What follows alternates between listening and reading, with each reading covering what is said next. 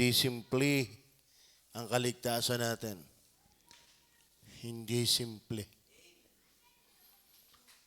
Talagang ito'y pinagbayaran ng ating Panginoon. Kaya huwag tayong lumayo sa Panginoon. No. Okay, Hebrew chapter 1 Corinthians 11 verse 28. Pakitayo po kayo.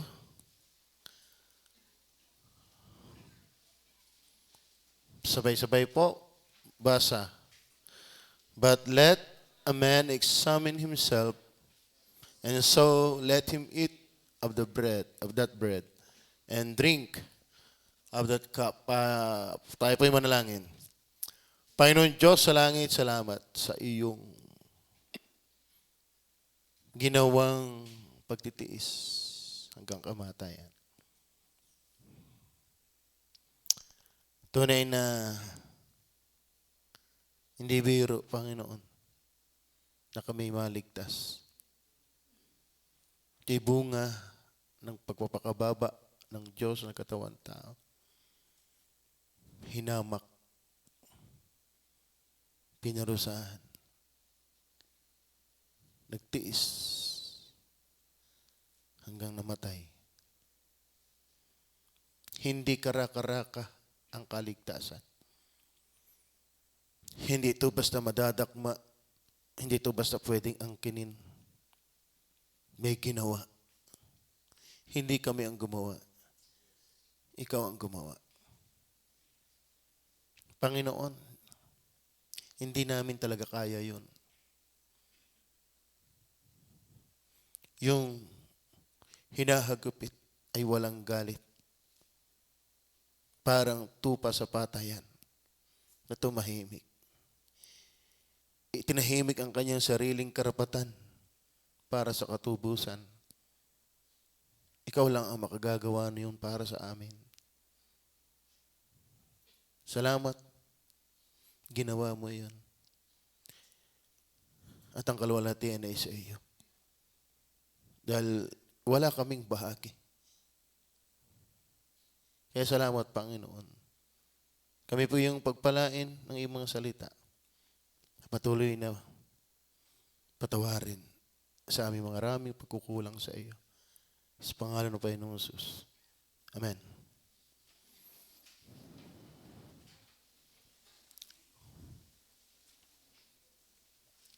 Sarap pong balik-balikan yung ginawa sa atin ng Panginoon.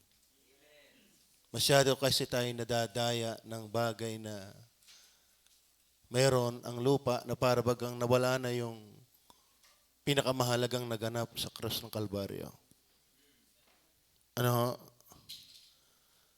Ang pinakamaganda na naganap ay yung nagkaroon ng posibilidad ang kaligtasan.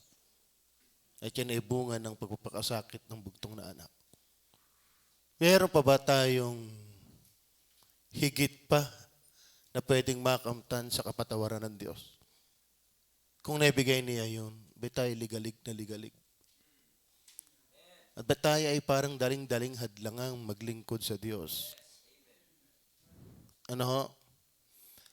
Kung babalikan po natin ang Hebrew chapter 2 verse 14, mga minamahal, ba't ba kinakailangang mamatay ang Panginoong Hesus? Tingnan niyo po. Dahil sa ang mga anak ay mga may bahagi sa laman at dugo. Tayo yon. Kaya hindi ang Diyos nagkatawang anghel. Dahil ang kanyang tutubusin ay may laman at dugo. Kaya ang Panginoong Hesus ay nagkatawang tao. Nagkaroon ng laman at dugo. For what purpose? Siya na may gayon ding nakabahagi sa mga ito. Kasi kung siya'y Diyos hindi nagkatawang tao, hindi pwedeng mamatay. Pero hindi namatay ang pagiging Diyos dahil siya'y nagkatawang tao. Upang sa pamamagitan ng kamatayan, na ating nasaksihan sa video, ay kanyang malipol yung may pag-ahari sa kamatayan. Sa matuwid ay ang Diablo. Tinuldukan na po ng kamatayan ni Kristo ang kapangyarihan ni Satanas sa buhay ng taong nakay Kristo. Are you with me? Kung ating susundan yung talata pababa, doon, same verse. At maligtas silang lahat at dahil sa takot sa kamatayan, ay nangasa ilalim ng pagkaalipin sa buong buhay nila.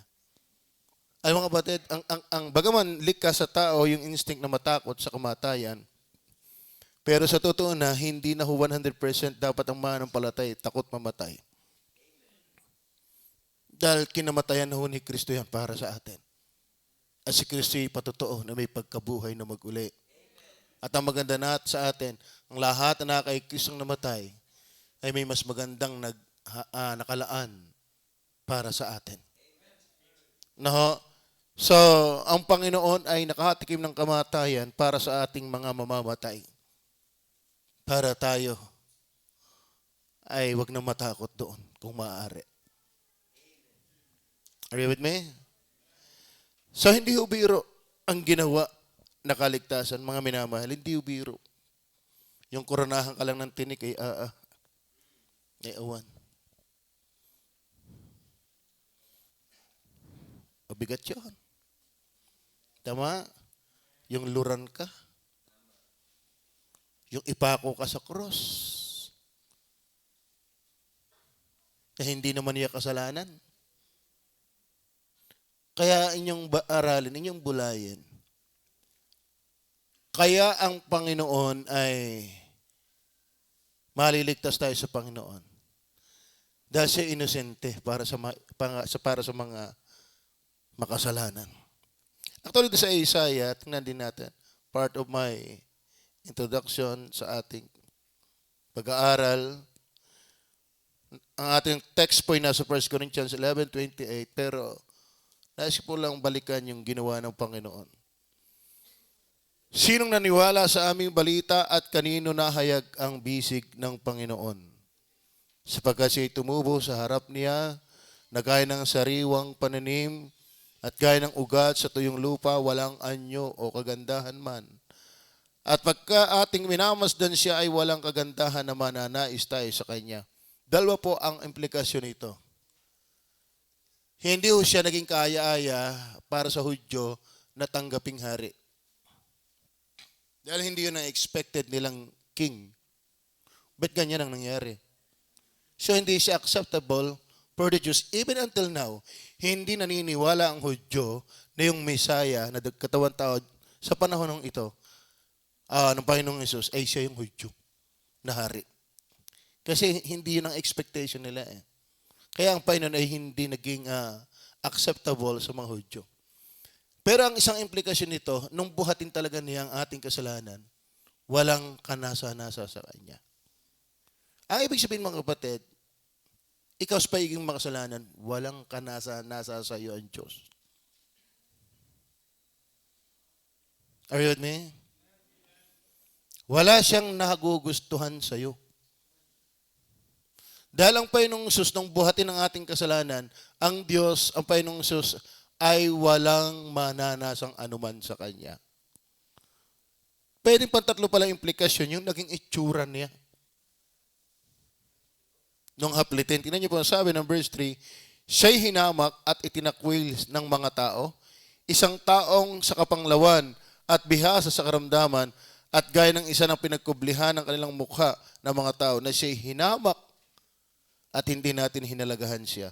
Tunay na kanyang dinala. Take note. Tunay na kanyang dinala ang ating mga karamdaman at dinala ang ating mga kapanglawan. Gayon may ating pinalagay siya na hinampas, sinaktan ng Diyos at dinamahati. Ngunit siya'y nasugatan dahil sa ating mga pagsalangsang. Maliwanag po na dinala ng Panginoon ang ating mga kasalanan. Are you with me? Ating tinatalakayan tuwing umaga na walang karak-karakang makapapasok sa dakong banal, na kung saan ang dakong banal mismo ay ang langit. Walang basta pwedeng pumasok dyan. Amen? Kung wala kang offering. At ang bawat tao na lalapit sa Diyos ay may dalang tupa. Bakit? Siya yung magdadala ng kasalanan, ng lalapit sa Diyos. At tayo ngayon makakalapit sa Diyos dahil may nagdala ng ating kasalanan. Purihin ang Panginoon. Amen? Salamat sa Diyos. Akala nyo kayo basta pag namatay, diretso agad ng langit. May ka naman sa kalis mo. Tama? Without Christ's offering, you are not worthy. We are not worthy. We are all sinners. Hateful, abominable. Without Christ. Kaya, glory be to Christ. Ngayon, ang ating papansinin ay ang 1 Corinthians 11:28 sa ating banal na hapunan. Ang sabi diyan, but let a man examine himself, and so let him eat of that bread and drink of that cup. Kasi sa ating banal na hapunan po, meron po tayo ditong tinapay na sana'y kasya. Kami kinakabahan nung dumating ang mga taga-Tabangaw. Ang dami pala ng mga ito. Parang 30 yata yung putol yung naan dyan. Kasi sabi ng Bible, 30 putol na pilak. Abay, mali pala yun.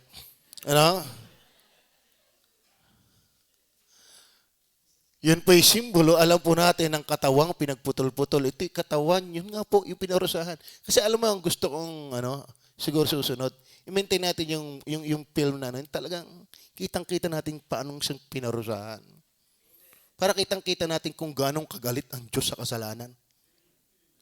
Huwag tayong maawa sa Panginoon. Kasi tayo yun eh.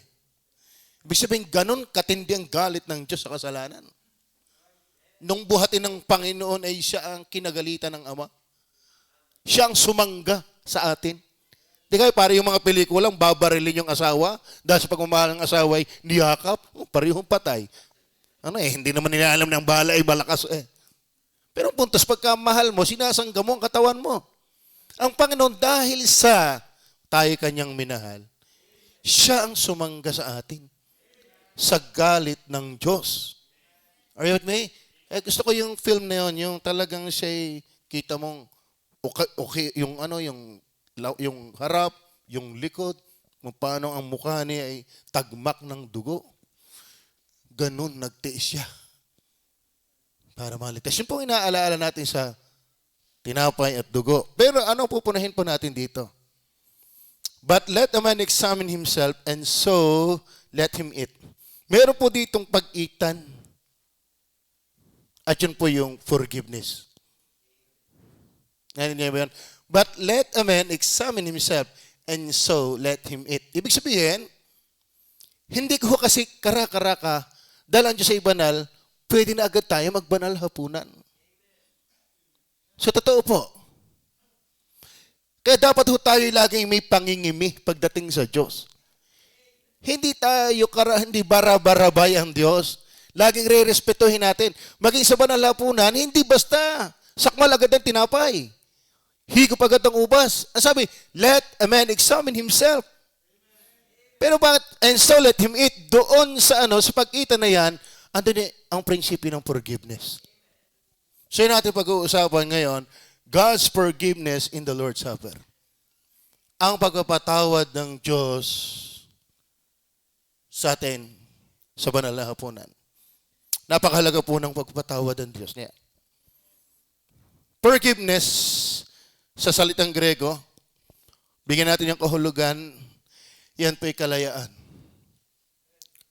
Kapatawaran, deliverance, kaligtasan, liberty, kalayaan, remission, katubusan, o pag-alis ng kasalanan.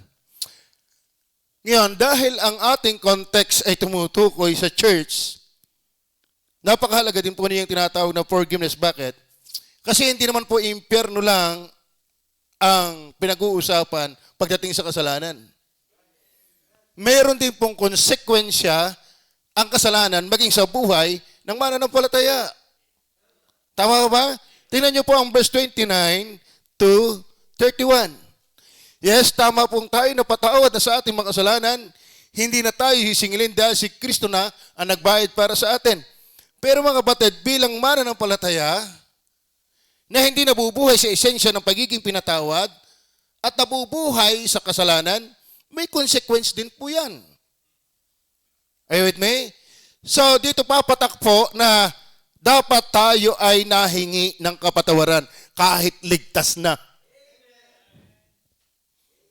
Hindi tayo nahingi ng kapatawaran para maligtas. Kundi ang ebidensya na ikaw ay ligtas, dapat nahingi ka pa rin ng kapatawaran.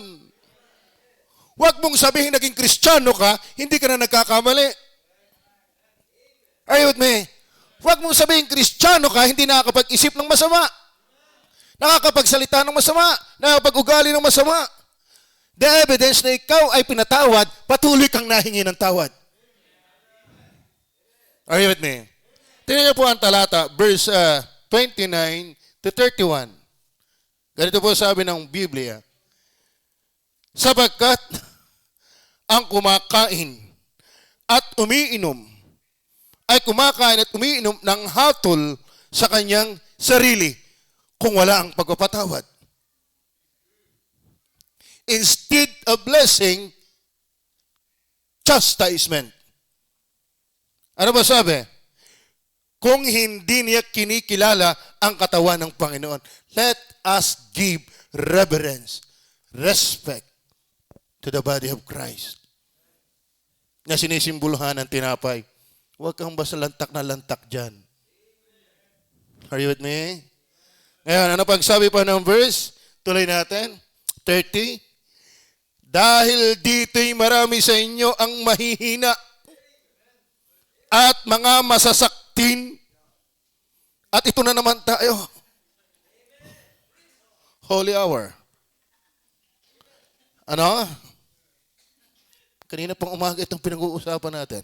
Ano? Ang sabi dyan, at hindi kakunti ang nangatutulog. Marami talaga. Ayaw ba ibig sabihin nito? Hindi naman ito physically tulog. Maraming Kristiyanong namamatay at pinapatay ng Panginoon dahil sa hindi pagrespeto sa kabanalan ng Diyos. Huwag niyong mamaliitin yung gap principle na pinapakita ng 1 Corinthians 11:28. Are you with me? But let a man examine himself, and so let him eat. Ibig sabihin, pagkatapos ng examination, may forgiveness na ganap. May pagkapatawad na ganap. Hindi ikaw ay pinalaya sa parusa sa impyerno. Hindi. Kristiyano na pinag-uusapan dito eh. Ang pinag-uusapan dito, yung wag kang paluin ng Diyos. Hey. Yung wag kang paluin ng Diyos. Mahirap mamalo ang Panginoon. Pero biyaya din naman ang ikaw ay pinapalo ng Diyos. Sabi ng Bible, dahil kung hindi ka pinapalo ng Diyos, baka anak sa ligaw. Iba pang tanggapin yung anak, yung ampalayang ligaw, kaya doon sa anak sa ligaw. Masarap po ang ampalayang ligaw pag sa balatong. Pero anak ka sa ligaw, impyerno yan. Kaya biyaya din naman yung pinapalo ka. Pero bigyan naman tayo sasapit pa doon kung may forgiveness ang Diyos. So yun ang ating tatakbuhin ng pag-aaral sa ating banal na hapunan. Una, importance. Importance. Mahalaga po yan, mga minamahal. Halos nasabi ko na po yung dahilan. But let a man examine himself. Examine himself. And so let him eat of that bread and drink of that cup.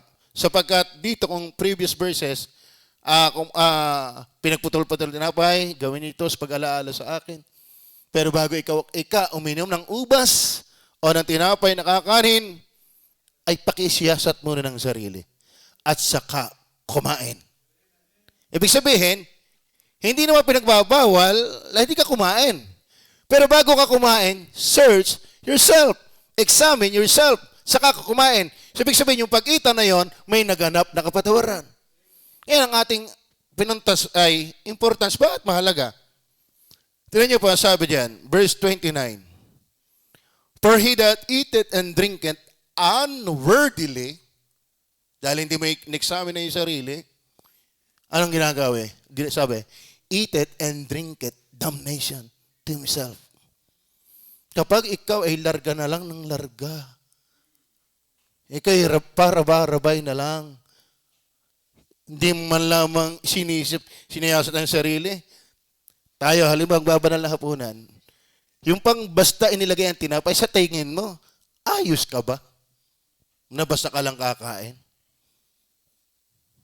Pagdating sa pagbabasa ng Biblia, nakakapagbasa ka ba ng Bible? Tapos lalarga ka na agad. Tama ba? Kumusta yung prayer life? Kumusta yung iyong isip? Lunes hanggang Sabado. Ay, hindi pa, kailan ba ulit tayo nagbanal hapunan? Every other month. Yung gap na yun, napakabanal mo kung di ka nagkasala. Are you with me? Nako, sa isang araw yan daming nagaganap. Doon pa kaya sa isang buwan? Examine. Ano ang importance nyon? Kasi pag padali-dali, sa halip na ikimabless, ang ininom mo ay hatol. Why? Not discerning the Lord's body. Ibig sabihin, hindi mo talaga naiintindihan kung ganong kasagrado yun. Are you with me? Tuloy po natin. Kaya sabi natin ng verse 30, ano sabi ng verse 30? For this cause, many are weak and sickly among you, and many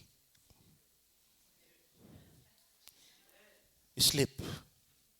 Ibig sabihin, ang halaga. Wag kang magbabanal na hapunan na hindi ka muna humingi ng kapatawaran. Are you with me? Kasi, banal yan. Kaya nga banal na hapunan. Maliwanag ho ba? Kaya maganda ho ang Lord's Supper sa akin. Ito yung revival sa akin. Verse 31. Ano sabi dyan? Tuloy uli natin. For if we would judge ourselves, we should not be judged. Ang maganda, para wag ka ng hatulan, unahan mo ng hatulan ang sarili mo. Tama? Kaya wag ho tayong lagi, wag kang manghusga. Hindi. Pwede mga husgahan ang sarili mo, yung pagang iba. Right, me? Yan ang importance, mga kapatid. Yung pagpapatawad ng Diyos ay napakahalaga. Hindi ho basta-basta tayo magbabanal na hapunan kung hindi ka muna magkakaroon ng kapatawaran. Are you with me? So, ang konteksto kung inyong babasahin, ay naman po halos lating inaaral, ay dapat naman talaga yung participants dito talaga yung magsiyasat Bakit? Sabi ng Panginoon, ni Apostle Pablo, bakit kayo sa inyong pagtitipon sa banal na hapunan ay hindi for better but for worse? Kumbaga, ang tagal niyang umaaten, bakit kayo palala? Hindi paayos. Dapat ang Kristiyano ay sa paayos, hindi sa palala. Tama ba? Lalo kung sabi ngayon umaaten bakit sa palala? Dapat sa paayos. Pero salamat sa aliw na mensahe kaninang umaga, di ba? Kahit ikay ang lalala mo na, huwag ka lang lalayo sa ministry. Pwede kang ayusin ng Diyos. Pero ating minimensahe ito para ma-prevent tayo. Na sana yung pagdalo natin, paglilingkod natin sa Diyos, nakakatulong sa ating improvement, hindi sa paglala. Tama ba? Tapos, makikita ninyo, pag nagbabanal hapunan, walang kaayusan. Yung 1 Corinthians, walang kaayusan. Unahan. Di ka't lagi ko nababaybay sa inyo yan. Kasi doon, ang Lord's Supper nung una noon, hindi ganito. Kaya nga pinagpuputol-putol tayo, putol na agad. Ano? Noon, ang tinapay pinagpuputol-putol. Bakit? Halos, malaki pa sa pinggan. Kaya yung iba, hindi na nauwi ng bahay. Ay, no, ng Lord's Supper pa naman noon, hindi twice a month. Oh, every other month. Kung babasa mo ang Acts, araw-araw. Ay, mautak tong mga ito. Ba't ka pa uuwi ng bahay, may tinapay sa simbahan? So, ang purpose nila sa simbahan, yung Lord's Supper. Ang tinapay ay malaki. Oh, ay ang ubas naman doon, hindi garnin titingi-tingi. Ay, sino pa namang uuwi kung may Lord's Supper? Maling motibo. Tama? Kaya sabi siya humingi ng kapatawaran. Bakit? Kapag hindi itinama ang attitude sa gawain ng Diyos, marami ang masasaktin. Marami sa inyo'y nangatutulog.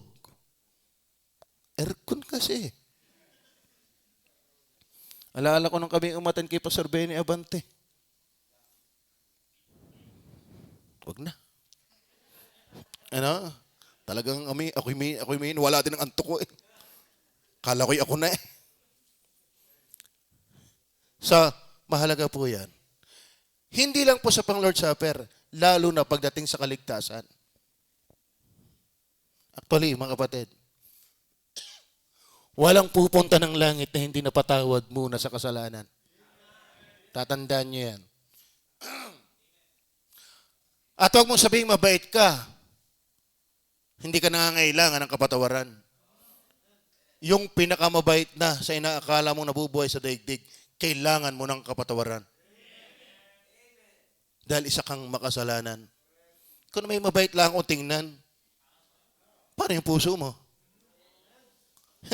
Ang Diyos na may hindi pang labas lang nakatingin. Ang Diyos na nagpatotoo sa Mark chapter 7, 21 hanggang 23. Sapagkat mula sa loob, mula sa puso, nanggagaling ang masasamang pag-iisip.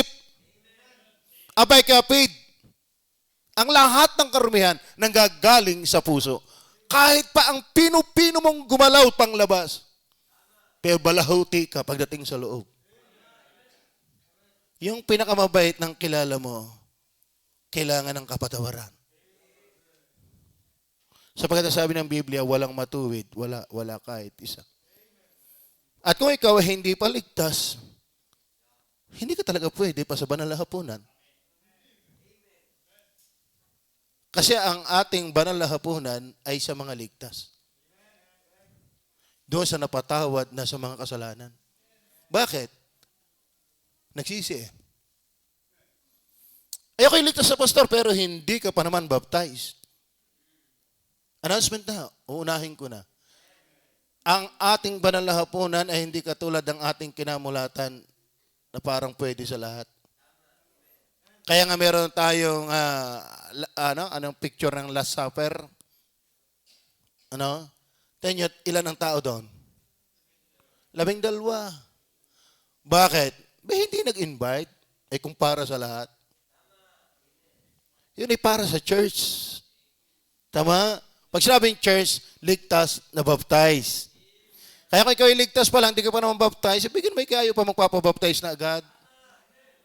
Tama ba? Kung ligtas na eh. Tama ba? Pero kung ikaw na may baptize na, ito mga tayo baptize din. Pero sinansala, teka muna. Ay, ligtas nga kayo, ang buhay nyo. Tama ba? Kaya nyo ba yung ihingi ng tawad sa Diyos? Are you with me? So mapapansin po natin dito mga minamahal, yung importance of God's forgiveness sa banal na hapunan. Kasi kung hindi ka muna unang mapapatawad, nakakatakot. Nakakatakot. Abay, hindi naman nagsisinungaling din ang Panginoon, ito isulat. Ano sabi? Sapagkat ang kumakain at umiinom ay kumakain at umiinom ng hatol sa kanyang sarili kung hindi niya kinikilala ang katawan ng Panginoon. Dahil dito marami sa inyo ang mahihina. Mahihinang pumigil. Ano? At mga masasaktin at hindi kakaunti ang hindi na nakapigil. Datapwat kung ating kilalanin ang ating sarili, ay hindi tayo hahatulan. Hindi tayo hahatulan.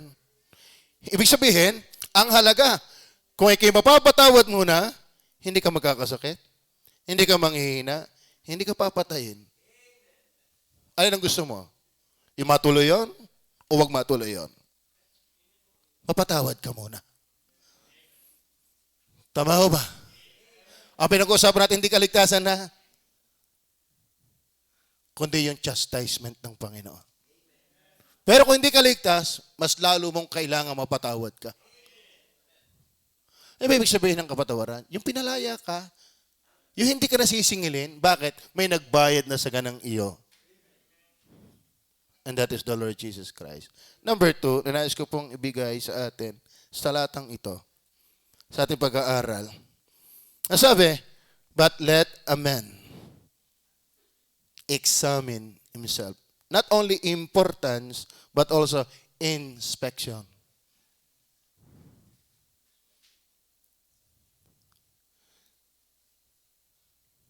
Ano ba inspection? Ini-inspect. Sinusuri.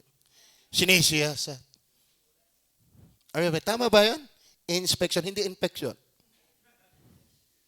Inspection.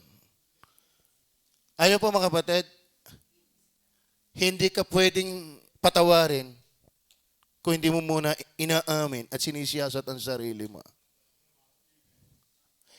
Alam niyo, hindi karaka-raka maging ang pagpapatawad ay inilalapat.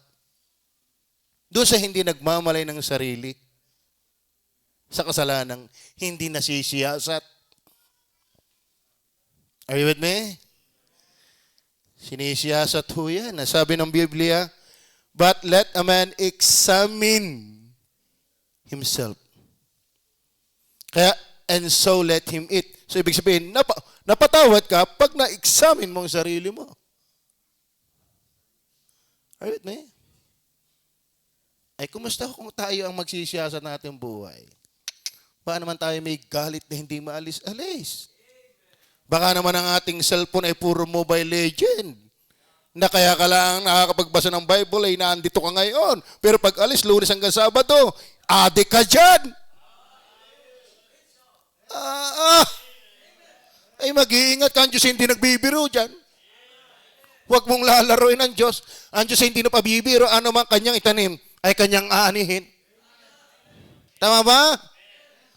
So let examine himself. Huwag ka bara-barabay.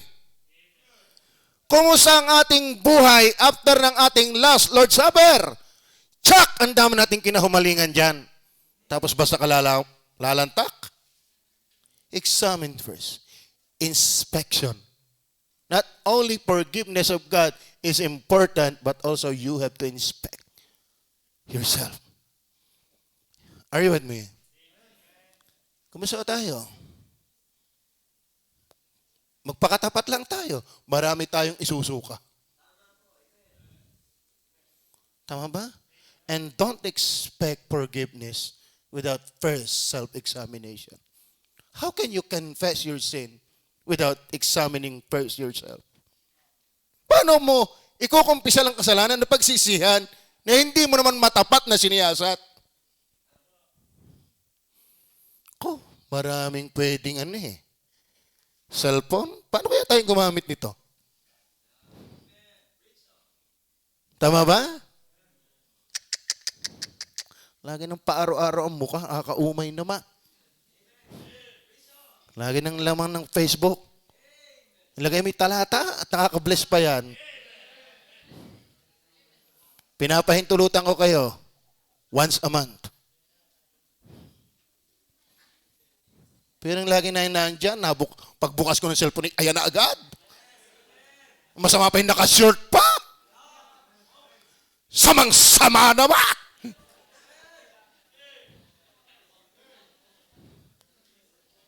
Tama ba? Tapos basta ka lalarga ng Lord's Supper without examining first yourself. Matakot ka. Hindi nagbibiro ang Diyos dyan. Ang sarap ka na ikinapatawad muna ng Diyos. Ba? Kumusta paggamit mo nito? Kumusta ang paggamit mo ng time? Kumusta ang iyong prayer life? Kumusta yung Bible reading? Kumusta yung witnessing? Kumusta yung pamumuhay Kristiyano? Diba? Oh, isulong. Pag hindi tayo nalagari. Tingnan niyo po, sabi ng verse 31, for if we would judge ourselves, we should not be judged. Hindi ka nahatulan ng Diyos kung sinisiyasat mo muna ang sarili mo. At ikaw nang humatol. Ako, pastor. Ako talaga yan may galit na hindi maalis. Na pag nakikita ko yung gusto kong tirisin. May asawa na ako, pastor, pero mayroon pa akong sinisipulang iba, yung kapitbahay namin. Ay, baboy naman. Hindi natin alam. Marami tayong dapat siya sa atin. Tama ba? Yung motive natin. Sa Bible, meron ng giving, titiyakin mo pa rin ang motive mo. Tama ba? Kaya nga si Pedro yung ating mensahe kanina, not fun fair. Kasi maraming pakitang gilas na lang eh. Pakitang gilas na lang. Para mapansin ang kanyang crush, involved din naman sa choir. Hindi naman nabibless sa mensaheng inaawit. Tama ba? Lagi din namang laman ng gawain, hindi naman nabibless. Linggo lang mukhang banal, pero mukhang demonyo, Lunes hanggang Sabado. Tapos basta ka lalagari ng banal na hapunan, search first ourselves. Ganun po yan. Kung gusto natin tayo wag paluin ng Diyos, magmakaawa tayo sa Diyos. Amen? Kaya gusto ko ang Lord Supper bread. Revival ito. Baka man talagang kailangan ko sumigaw. Bakit? Iba na ang tingin nyo sa akin. Talagang iba na eh. Iba na eh. Takay rin yung nga yan. Talaga, iba na ang laban. Alam mo, kita ko naman yung lumalaban yung iba eh. Kaso lang, iba na ang itsura pag nalaban. Talagang iba na eh. Parang nanunuwag na ng kambing. Hindi, mga kapatid, naiintindihan ko kayo. Kala may nagpapatawa. Kalahin mo, pagod na kayo na andito pa kayo. Kambyo eh. Sinampal muna bago inalok. Amen? Lamentation chapter 3 verse 40. Tingnan po natin ng talata. Sa totoo na po mga minamahal, masarap po ang buhay na lagi nag-i-examine. Lalo ngayon, COVID time. Kaya tayo bumili dito ng yung pampausok. No? Baka may dalang taga-tabangaw. Kung di tayo magpausok ng kinain naman. Ngayon na kaya natin pausukan. Tingnan niyo po sabi ng talata, let us search and try our ways and turn again to the Lord. Don't just search and try our ways. Ano ang aking buhay? Ako ba'y malapit pa sa Panginoon? Ako ba'y malayo na sa Panginoon o malapit pa? Alaman mo naman yun. Alam nga naman ako magsiyasat ng sarili mo.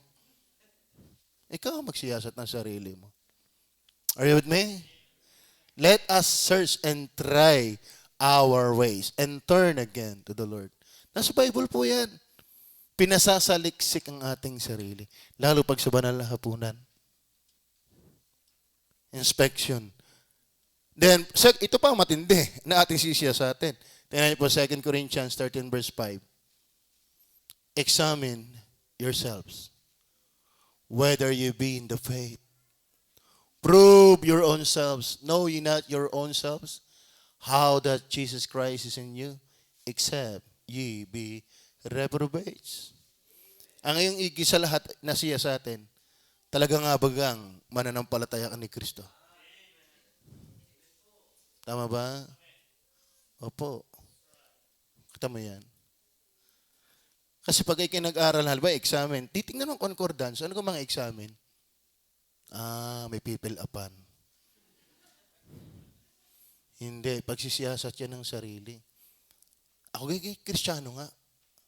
Ako gagay anak ng Diyos. Ako ga talaga tiyak ng palangit. Ibigay rin ng buhay ka. Tama ba? Pwede naman kayo palangit. Dahil wala namang Kristiyano hindi nagkakamali. Pero yung ikaw ay hindi nagsisiyasat at hindi nagsisisi ng iyong kasalanan, ibang usapan yon. Dahil kung hindi, maraming mahihina, masasaktin, at ang marami nang natutulog. Tama ba? Gusto niyo ba matulog na? Hindi, yung ibig sabihin ay yung yung aplikasyon ng Bible. Gusto niyo ba mamatay na? Hindi, sumunggab na lang ng sumunggab. Isa pang announcement, itong iglesyang ito, Baptist Church, ay hindi po ito sarado sa ibang Baptist din. Are you with me? Pero pag hindi ka Baptist, tapos hindi ka ligtas, sarado ito. Kasi yun ang sabi ng Bible. Pero ikay Baptist din, na handa kang magsiyasat ng sarili mo, humingi ng tawad, pwede ka. Sa akin pwede yun. Yung ibang sabihin, hindi eh. Basta, kasya pa. Yun lang ang ating kondisyon ngayon. Ako'y nakaranas niya sa Good Shepherd. Kami mga workers ang naubusan. Pati si pastor. Yung pagkagayan, wala na eh. Ano kayo oh? Bless na bless pa naman ako sa mensahe, wala mo akong nakain. Hindi ko alam. Hindi ko alam. Basta mahalaga yung puso natin ang kumain. Yan talaga mga espiritual. Tama ba? Ay, paanin. Nadatngan tayo ng marami. Isa naman tayo, 50% tayo, di ka? Kaya natutuwa ako sa Tabangaw, palakpakan natin mga taga-Tabangaw. Ipa-priority natin sila. Dito muna ang unang daan. Dadaan lang naman eh. Tapos sa tabi ang pagbibigay. So, natutuwa po kami. Pero ang patalastas natin, kahit Baptist ka, pero hindi ka handang magsiyasat ng sarili mo, ito lang ang warning ko, matakot ka. Tama? Search yourself. Ito pa maganda sa God's forgiveness. Not only yung importance, inspection, ang maganda po sa forgiveness, instant. Tingnan niyo po ang verse 28. Tingnan niyo po ang verse 28. Lagay ulit natin. But let a man examine himself. Kasi may babala eh. Huwag ka basta kain ng kain, hindi ka? Examine mo na. Tapos pagkatapos, bumalik ka sa isang araw. Hindi mo ganun eh. Tama ba? Hindi. And so, let him eat. Ang Diyos po hindi nagpapaantay ng pagpapatawad. Instant ang Diyos magpatawad. Tama ba? Kasi, pakikuha ulit. Huwag mo nang pakialis. Pakilagay muna. But let a man examine himself, and so let him eat. Kaya mga kapatid, ora mismo nito. Magpakatotoo ka lang sa sarili mo. Huwag mong dadayahin ang Diyos, kilala ka ng Diyos. Hindi natin pwedeng dayahin ng Diyos. Kaya kung meron kang kasalanan na hindi mo na isusuko, ngayon mo isuko sa Diyos. Search yourselves. Baka naman ikaw merong single ladies. Baka naman ikaw may crush, non-believer. Isuko mo ngayon. Tama? Ikaw lalaki, boys. Meron kang crush sa mundo, lalaki din. Isuko mo ngayon. Bakit? Kaya kang patawarin ng Diyos kahit ngayon. Di ba yung mga nasa kanan, pagdating sa kaligtasan, ngayon din. Antay ka muna, baba muna. Hindi. Instant ang Diyos kung magpatawad. Pero first, examine yourself.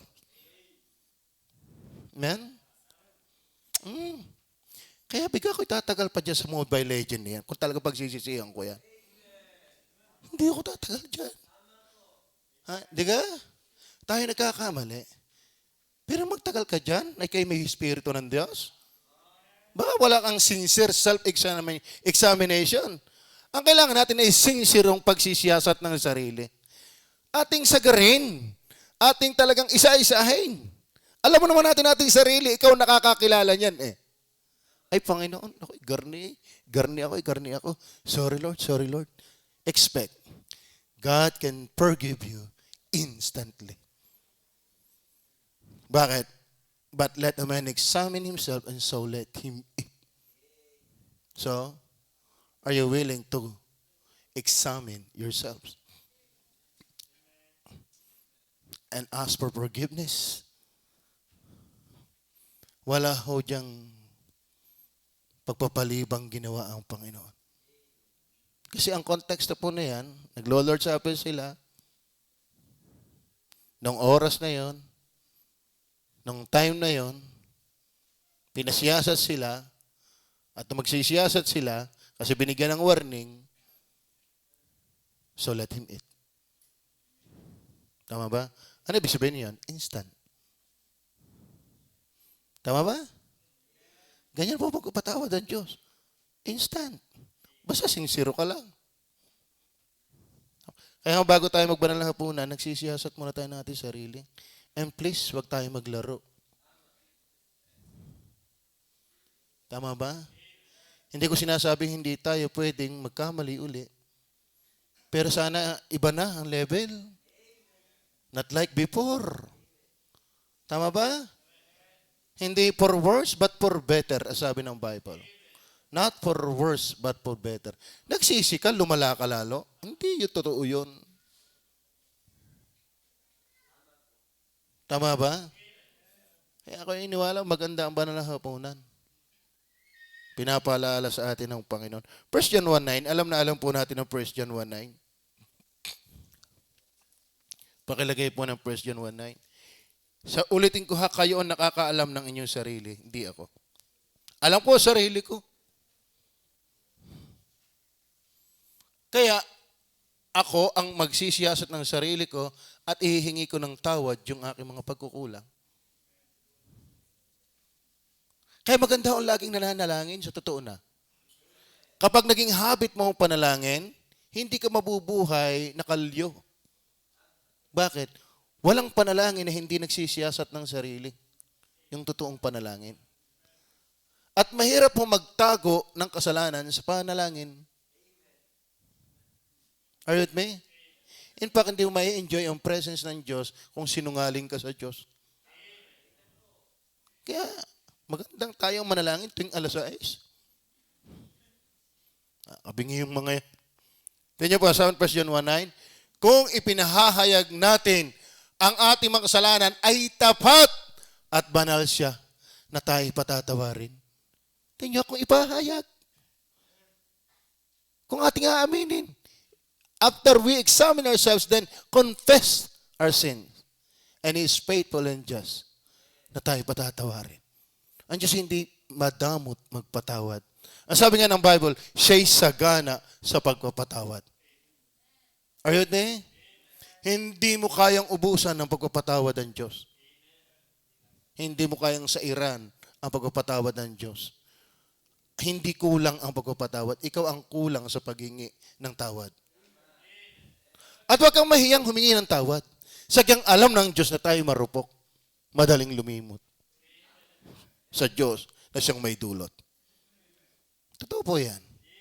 Tingnan pa ho natin ang Luke 18 verse 13 and 14. Di ko yan nailagay ho dyan.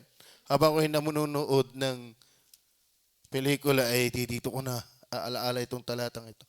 Look, di ba't mayroong umakyat sa dalawang tao sa templo? Yung isa ay napaka liligtasin ang tingin sa sarili. Siya ay karapat-dapat nakahabagan. Siya ay karapat-dapat nakamatayan ni Kristo. At iligtas. Pero mayroong isang tao doon na ano sabi? Verse 13 and 14. Datapwat ang maniningil ng buwis na nakatayo sa malayo ay ayaw na itingin man lamang ang kanyang mga mata sa langit, kundi dinadago ka ng kanyang dibdib na sinasabi, Diyos, ikaw ay mahabag sa akin na isang makasalanan. Tingnan niyo po yung kagyat na paglalapat ng Diyos. Verse 14, sinasabi ko sa inyo, nanaog at umuwi. Tanong ko sa inyo, yung pag-akyat ba ng dalawang ito at nung manaog, may 1 taon? 2 linggo? Hindi nagtatagal yun. Pag naakyat, bababa na din agad. So ano ibig sabihin? Nung ilapat ang verse 14, sinasabi ko sa inyo, nanaog at umuwi sa kanyang bahay ang tao ito na inaaring ganap kasi isa. Bakit? Sincere yung paghingi ng tawad. Mas lalo ang Diyos ay sincerong magpatawad. Amen? Kung ikaw ay sincerong humingi ng tawad, ang Diyos ay sincerong magpatawad. Kaya ang halaga sa banal na hapunan, God's forgiveness, ito ay importance, kailangan ng inspection din, expect, ito ay instant. Amen? Kaya paglabas mo, dapat masigla ka na. Lahat ng kasalanan ko'y gumaan dahil napatawad ng Diyos. Tutunan niyo, huwag ho kayo mahihiya. Hindi mo niyo masasabihin sa akin, Pastor, kaya mali ho yung confession mo sa pare. Machichismis ka laang. Sa Diyos ka humingi ng tawad. Ibulong mo sa Diyos. Huwag mo isisigaw, mapapain ka ni Eric. Ikaw pala gayan ha? Sa Diyos ka bumulong. Ngayon, mamaya. Panginoon, na kayo hanggang ngayon inahawak pa ng barahay. Tagal ko ng baptist, choir member pa. Ano lupit niyan? Amen? Ako minsan, pastor yan, hindi ko alam na yun pala club. Hindi mo alam? Hindi na ako titap yung paggabi. Papalusot ka pa. Ay, alam mo yun. Alam mo yun. Tama ba? Examine. Examine. At ang Diyos po ay nakakatuwa, instant kung magpatawad. Ang tao hindi over my dead body. Tatandaan nyo, hindi ka makakalasap ng pagpapatawad hanggat hindi ka marunong magpatawad. Yan po ang totoo sa Bible. Okay. Verse 4. Verse 4 tuloy. Number 4. Are you there? Invigorating. Invigorating. Ito mo yan, mga nakukuha salita natin. Invigorating. Ang ibig sabihin po na invigorating ay refreshing. Revitalize. Alam sa totoo na, kapag ipinatawad ng Diyos, nare-refresh ang spiritual life mo. Nai-invigorate. Gusto mo revival? Lagi mo siya sa atin ang sarili mo. Humingi ka ng tawad. Dahil ang Diyos ay instant magpatawad. Kahit pa sa laki ng nagawa kong kasalanan, hindi lalaki ang kasalanan mo sa pag-ibig ng Diyos. Tama ba? Laging saklob yan ng pag-ibig ng Diyos. Tingnan po ang 11, 28 to 31. Ano sabi dyan? 11 verse 28. But let a man examine, and so let him eat of that bread and drink of that cup. Ibig sabihin, pwede ka nang kumain dahil napatawad ka. At dahil napatawad ka, ang sarap. Tama ba? Bakit masarap? May nakakain ka ng tinapay. Nakainom ka pa ng ubas. But the point is this, magaan ang iyong budhi. Magaan ang iyong kalooban. Ano ba pinakamatinding pasan? Di ko nakuha na sa talata. Di ko na kinuha. Ang nagpapahukot sa tao ay ang kasalanan. Ang pinakamabigat na pasanin meron ng tao ay ang kasalanan. Pero pag napatawad yan, ang gaan. Amen. Para si Joyce at si Henry, ang gaan-gaan ng feeling. Alam nga naman, ang gaan-gaan ng feeling. Di ka, Sister Joyce? Kunwari ka pa. Di ka? Parang si Jay at saka si Dines. Oh, ay na sila hindi magkasama. Ay parang sila naasiwa eh. Ay nung magpaalam na, ang gaan-gaan ng feeling. Di ba? Wala na pwedeng, kayo magkasama. Aba, mag-shoota kami. Tingnan mo kami picture sa office ni Pastor. Ay, picture lang naman nangyari sa amin. Walang paalaman. Doon sa pagkain doon sa ang saksi ang marami sa pagpapaalam. Ang saksi ang marami. Tama ba sinabi ko? Abay, sa harapan ni Jerome nagpaalam, hindi sa akin. Kaya naman si Jerome ang dumali ng kanilang dala. Nakakatawa po. Alam niyo po mga kapatid, ang sarap po na ikaw ay hindi nagtatago sa Diyos. Kasi yung kapwa, pag alam mo, ang maganda i-practice mo din, halimbawa sa iyong kapwa, nagkasala ka, kapatid ako nagkasala sa iyo. Anong ginawa mo sa akin? Galing-galing naktasuntukin, pinipigil ko lang. Alam mo sa totoo na minsan, yung hindi pagkakaunawaan, at kay open sa isa't isa, lalo sa pag-ita ng mag-asawa, nagaan. Kasi minsan mayroong namumuong hindi magandang pagkakaunawaan dahil hindi nga nag-iimikan. Tama ba? Ay, nung mag-imi kayo, naghiwalay. Masama pala ang nasabi. Sabi ng isang kasabihan nasa magsasama ng tapat ang pagsasama ng maluwag. Yun. Nasa pagsasama ng, Nasa pagsasama ng tapat ang pagsasama ng maluwag. Ako sa aking asawa, wala yang akong tago diyan. Pera lang.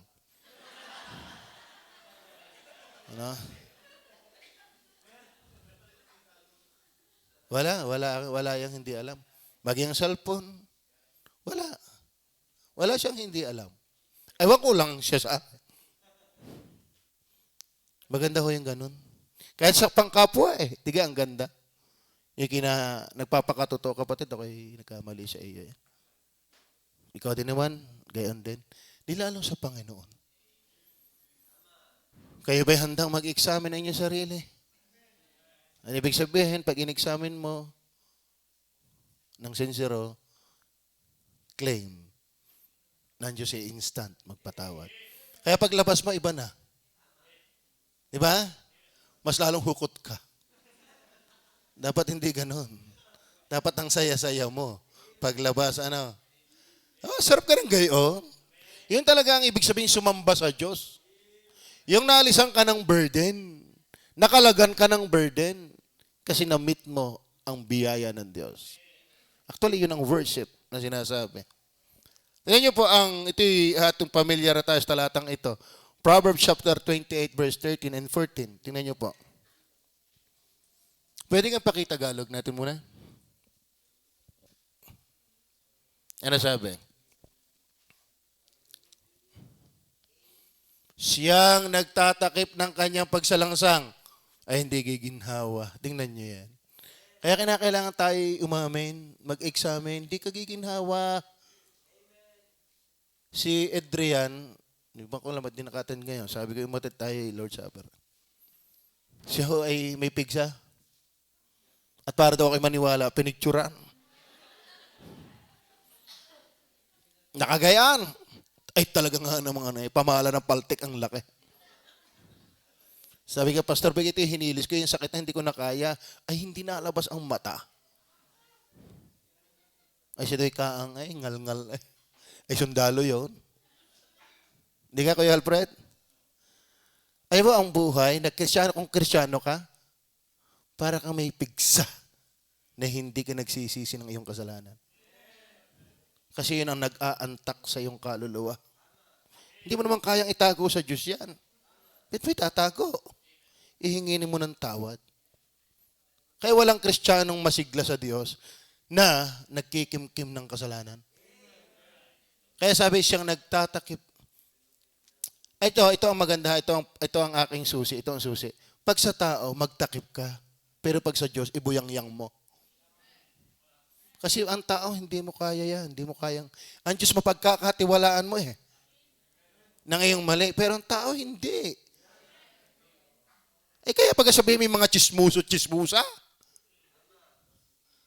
Kung talagang ang tao ay napapagkatiwalaan, meron din naman, ay di yun ang iyong lapitan. Pero wag kakarak-karak ang kaya, Imek. Ang pinapainggan ko si Henry. Bukod kay Diyos ay meron. Huwag na makakarating sa iba, ha? Makakarating sa iba. Ikaw na nga lang sinabihan, ikaw pa nag-ingay. Tama ba? Ba't parang si Diyos ay parang naniniwala? Patay ka ngayon. Hindi tuloy.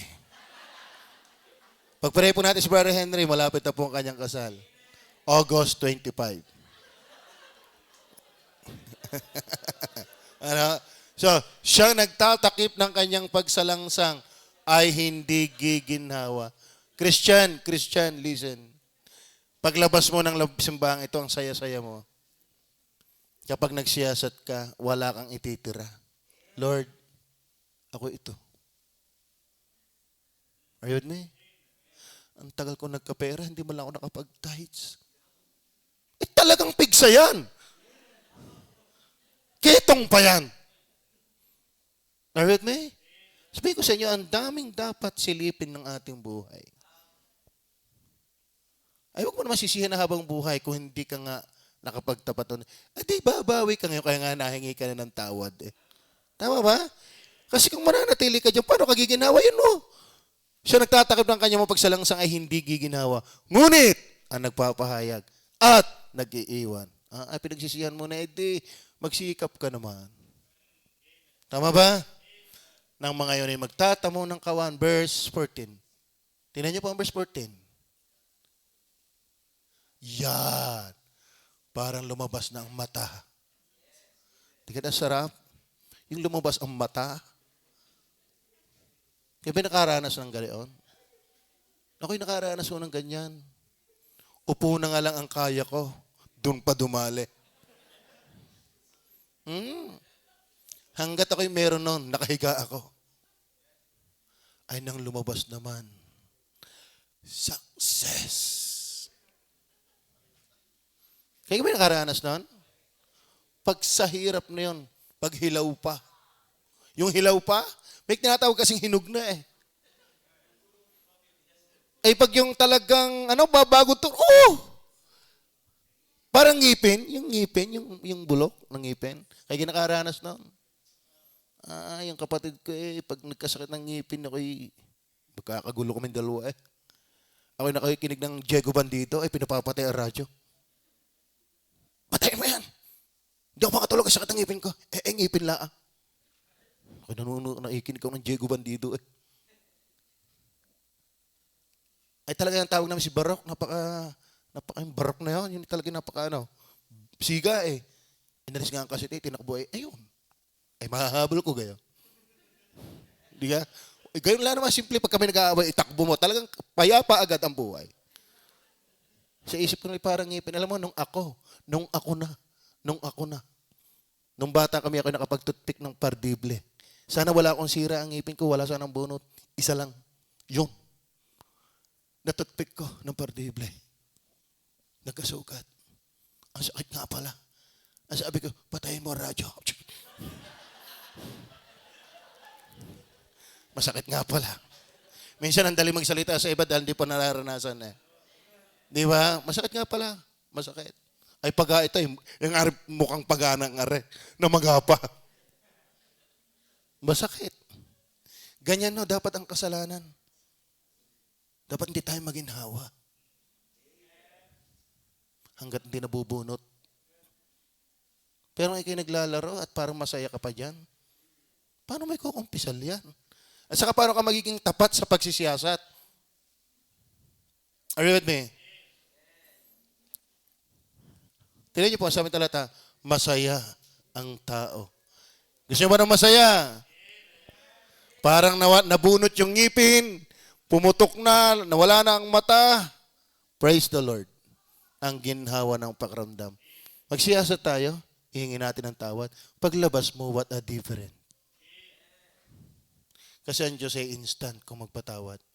Kaya masaya ang tao na natatakot na lagi. Ngunit siyang mapagmatigas ng kanyang kalooban, saan ka uubra? Saan ka aabot yung pagmamatigas mo? Una, hindi mo nga alam kung mabubuhay ng 80 taon. Hindi mo alam kung mabubuhay ka ng 50 taon. Saan ka magmamatigas? Naku po naman. Ika'y bumaba sa Diyos nang guminhawa ang iyong kaluluwa. Ay, yabang-yabang mo, wala kang mararating. Bumaba tayo sa Diyos. Then finally, yun, malakas ang amen. Yung God's forgiveness is in Christ alone. In Christ alone. Hindi mo makukuha ang kapatawaran ng Diyos kung kani-kanino. Kaya sabi po ng verse 23 hanggang 25, pakalagay po sa Tagalog,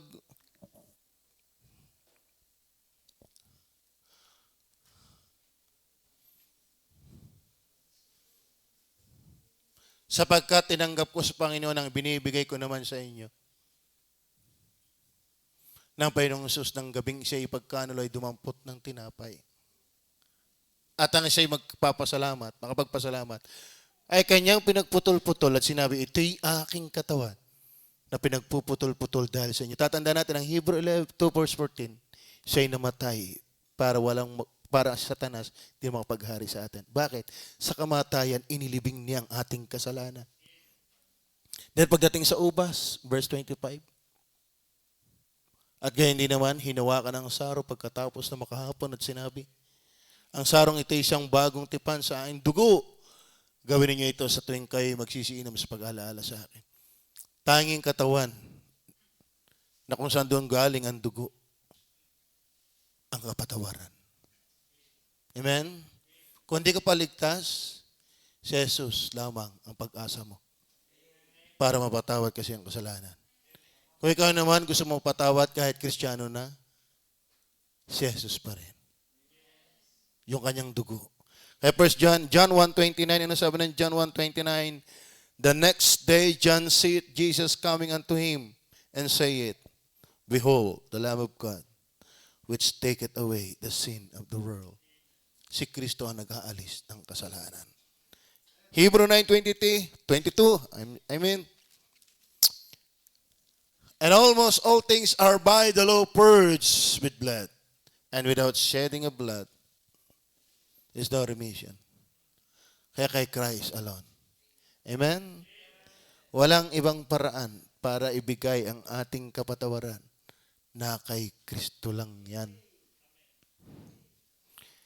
So, yan po ang ating pag-aaral sa pagpapatawad ng Panginoon.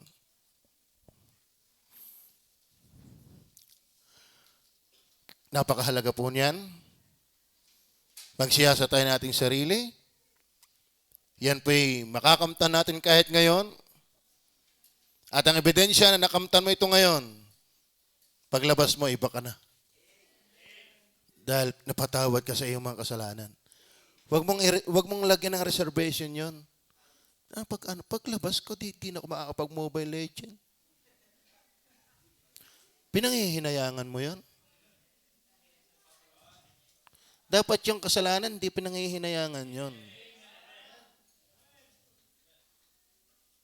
Bego sa iyo, hindi ka talaga giginawa. Hindi ka magkakaroon ng improvement kung nanghihinayang ka doon. Are you with me? Hindi ko kaya pa saka na ako mag-Lord Supper. Maintindihan kung buhay ka pa ulit sa susunod na Lord Supper. Ba't may isusugal lang iyong buhay dahil ando sa walang kagaling-galing? Are you with me? Ay kung hindi mo nga kaya, ay wag nga. Kasi naman ikaw ay biyuutin ng Diyos. Are you with me? Pero ako naman sa iyo, bakit hindi? Ay, ikaw ang bahala sa iyo. Inilatag ko yan. Bahala ka. Tama? Pero wag kang umasa ng pagbabago kung ngayon hindi mo yan kayang isuko kay Kristo. Tayo po yung tumayo. Kayo. Mananalangin muna po ako bago kayo manalangin ng inyo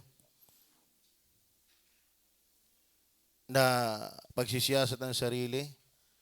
Pagkatapos kung manalangin at pagkayo tapos na, marahan kayong umupo. Tayo manalangin pang kalahatan. Panginoon Diyos,